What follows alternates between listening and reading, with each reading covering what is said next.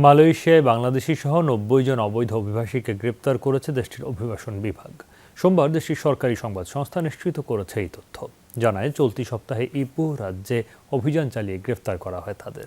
গ্রেফতারকৃতদের মধ্যে ৬২ জন পুরুষ, ২৩ জন নারী এবং ৫ শিশু রয়েছে।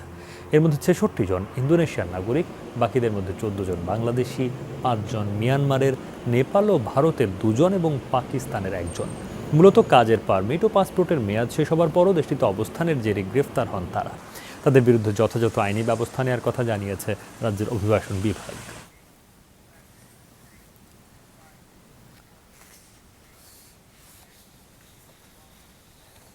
টানা বৃষ্টি আর পাহাড়ি ঢলে বিপর্যস্ত হিমাচল, উত্তরাখণ্ড সহ ভারতের বিভিন্ন অঞ্চল। হিমাচল প্রদেশে ভারী বৃষ্টিতে সৃষ্ট ভূমিধসে প্রাণ গেছে অন্তত ২৯ জনের। এর মধ্যে সিমলাতে একটি মন্দির ধসে নিহত হয়েছেন ৯ জন, বাকিরা সোলান জেলার বাসিন্দা। কর্তৃপক্ষ জানায়, শনিবার রাত থেকেই রাজ্য জুড়ে শুরু হয় ভারী বৃষ্টি। রোববার থেকে বাড়তে থাকে বৃষ্টির পরিমাণ, ফলে দেখা দেয় পাহাড়ি ঢল এবং আকস্মিক বন্যা।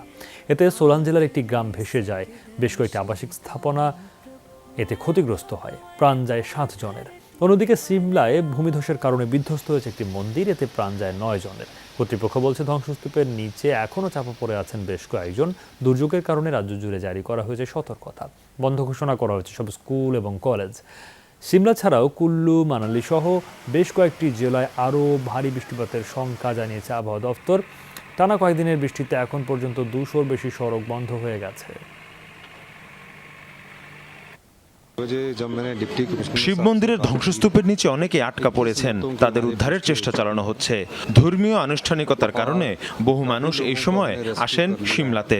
তাদের মধ্যে যারা আটকে পড়েছেন তাদেরকেও আমরা উদ্ধারের চেষ্টা করছি।